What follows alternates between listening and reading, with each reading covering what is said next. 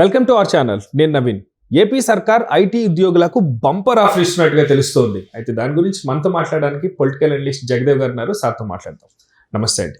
నమస్తే. So AP సర్కార్ ఒక బంపర్ ఆఫర్తో, అది కూడా ఐటీ ఉద్యోగులకి, మనకి పండక్కి ఒక కానుక అనుకోవాలా, లేకపోతే ఏపీ ప్రజలకి ఒక వరం లాంటిది అనుకోవాలా, ఎలా చూడాలి? యాక్చువల్గా వరము కానుక అనే విషయం పక్కన పెడితే ప్రస్తుత కూటమి ప్రభుత్వం ఆంధ్రప్రదేశ్ని ఒక గాడిని పెట్టాలనుకుంటుంది. అంటే ఒక్కసారిగా అన్ని శాఖల్లో అవినీతులు, అవకతవకలు, ఇబ్బందులు, ఎవడు నోటుకు వచ్చినట్టు అటు బిహేవ్ చేయడము, నోటుకు వచ్చినట్టు మాట్లాడటము, ఆ ఇష్యూస్, న్యూసెన్స్ అన్నీ జరిగిపోయాయి. పైపెచ్చు బటన్ నొక్కుతా పైసలు తీసుకో, నువ్వు ఏ పని చేయకు, సోమరిపోతులు అలాగే అక్కడే కూర్చుని దగ్గర తిని పడుకో, అటు నుంచి అంటే పైకి పో. అంటే ఓటు వచ్చేసరి నాకు ఓటే, నేనే రాజుగా ఉంటా, మీరందరూ బానిసలుగా ఉండండి అనే కాన్సెప్ట్ నుంచి మెల్లగా జనాల్ని బయటికి తీసుకురావాలంటే ఏం చేయాలి, ఎలా చేయాలి? రాష్ట్రాన్ని లేపి కూర్చోబెట్టాలి. ఏం చేయాలి? దానికి తగ్గట్టు ఈ పథకాలు కానీ తీసేస్తే ప్రజలు ఎలా ఉన్నారంటే, వాడైతే బాగా ఇచ్చేవాడరా, ఎందుకంటే ఒళ్ళొంగదు, పని చేయడానికి ముట్టి బద్ధకం కదా. కాబట్టి అటువంటి దాని నుంచి ఆ విమర్శలు చేయకుండా, పథకాలని తీయకుండా కొనసాగిస్తూనే ఎట్లా చేయడం అనేది ఒక కాన్సెప్ట్. ఆల్రెడీ వాట్సాప్ ద్వారా అన్ని సేవల్ని వినియోగించుకునే కాన్సెప్ట్ తీసుకొచ్చేసింది. ఇప్పుడు కౌశలం అని ఒక వెబ్, అలాగే ఒక యాప్ కూడా క్రియేట్ చేస్తుంది. దాంట్లో ముందుగా నిరుద్యోగులకి వృత్తి కల్పించాలని నిర్ణయించుకుంది. ఎందుకు? గడిచిన 5 ఏళ్ళలో 19 నుంచి 24 మధ్యలో ఏదైతే వైసీపీ ప్రభుత్వం ఉందో, ఒక్కడికి ఉపాధి లేదు, ఒక్కడికి ఉద్యోగం లేదు, ఒక్కడు తన కాలు మీద నిలబడే పరిస్థితి లేదు. ఎంతసేపు చేయి చాచి అర్థించడము, అలా బతికేయడమే. పైపెచ్చు ఎంతో కొంత చదువుకున్నాడు, ఏదో చేద్దాం అనుకున్నాడు, పక్క రాష్ట్రాలకు వెళ్ళిపోయాడు. కర్ణాటక, తమిళనాడు, ఇటు తెలంగాణ వెళ్ళిపోయాడు.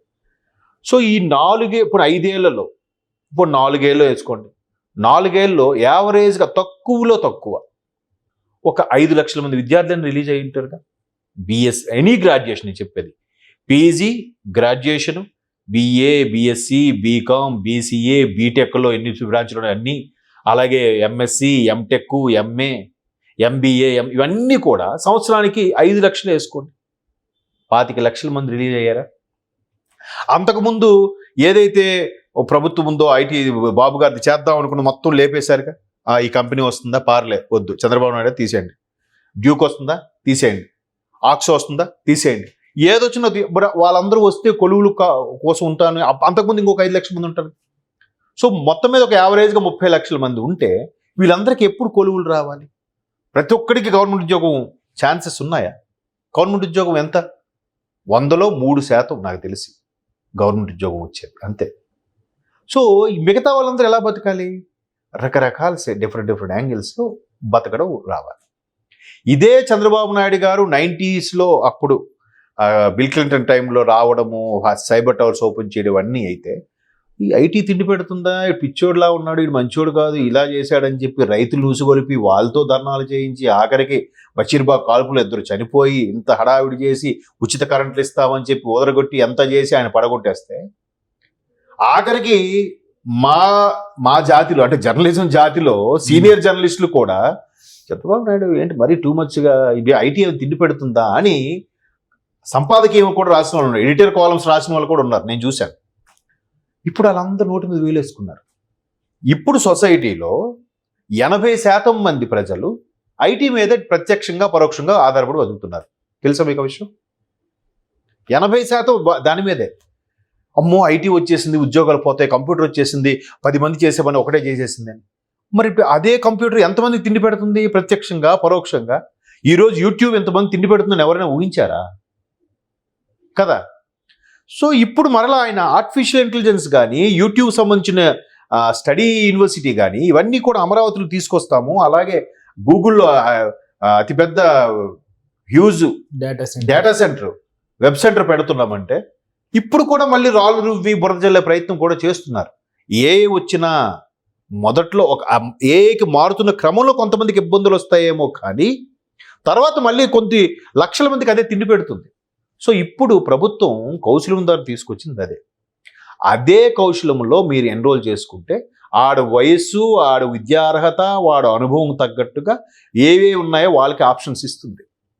ఈలోగా స్కిల్ డెవలప్మెంట్ కూడా పెట్టారు 14 నుంచి 19లో చంద్రబాబు నాయుడు గారు. దాని మీద కూడా వరద జల్లి స్కిల్ డెవలప్మెంట్ కింద చంద్రబాబు నాయుడు లక్షలు నొక్కేశాడు, కోట్లు తినేశాడని చెప్పి వైసీపీ బ్యాచ్ అదిగో పుల్లెంటి ఇదిగో తోకండగా అంతా అందరూ డంకా బజాయించారు. ఏమైంది? ఏమీ కాదు. దాని మీద అక్రమంగా అరెస్ట్ కూడా చేయించారు. తర్వాత మళ్ళీ ఆ పత్రాలు సృష్టించి తగలబెట్టేశారు కూడా, అది వేరే విషయం అనుకోండి. సో అటువంటి ఇది ఇప్పుడు ఆ ఐటీకి సంబంధించింది కానీ ఒక కౌశలం అని ఒక పేరు పెట్టి చూడండి, మంచి పేర్లు పెడుతున్నారు. కౌశలం కౌశలం పాజిటివ్ గా ఉంది.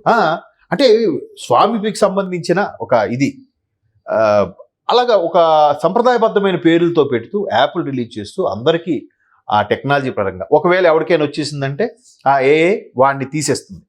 అక్కడ కూడా మళ్ళీ ఏ టెక్నాలజీ వాడుతూ ఎవరెవరు విద్యార్హత తగ్గట్టుగా వాడి టెక్నికల్ కోర్స్ అయితే ఈ టెక్నికల్ స్టడీస్, మామూలు రెగ్యులర్ స్టడీస్ అయితే రెగ్యులర్గా ఉండేవి, అకౌంట్స్ రిలేటెడ్ అయితే అకౌంట్స్ రిలేటెడ్, అడ్మినిస్ట్రేషన్ అయితే అలాగా ఏ కూడా బైఫరికేట్ చేసి వాళ్ళకి ఆఫర్ లెటర్స్, వాళ్ళ స్కిల్ డెవలప్ చేసేలాగా చేసే ఒక కౌశలం అనే ఒక మంచి కాన్సెప్ట్ తీసుకొచ్చారు. ఇదంతా తీసుకురా అంటే ఒకటి ఎక్కడ నిరుద్యోగులకు వృత్తి కల్పించడం, రెండోటి నిరుద్యోగ వృత్తి ఒకటి ఇస్తామంటున్నారు. ఎందుకు? కష్టపడి పనిచేయలేరా? నిరుద్యోగ వృత్తి ఎందుకు సోమరిపోత తయారు చేయడం? బట్ దానికి ప్రత్యామ్నాయంగా ఇలాంటివి తీసుకొస్తే మనిషి అన్నాడు తన కాళ్ళ మీద తాను నిలబడి బతకగల స్టామినా వస్తే ఎవరిని లెక్క చేయడం. విద్య అనేదే అసలైంది. ఆ విద్య కూడా గొర్రెతనం విద్య వద్దు, గొర్రెలా ఫాలో అయిపోయే విద్య వద్దు, సొంతంగా ఆలోచించే విద్య నేర్చుకోండి. అదే అసలైన విద్య.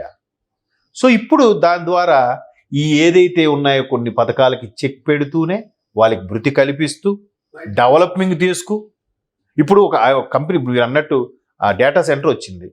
ఒక మహా అయితే ఏముంది డేటా సెంటర్ 10,000 మందికి ఉద్యోగాలు వస్తాయా? 2,000 మందికి వస్తాయి. 2,000 మందికి వచ్చాయి ఉద్యోగులు. 2,000 మంది డైరెక్ట్గా కాంట్రాక్ట్ బేస్డ్ ఉంటారా?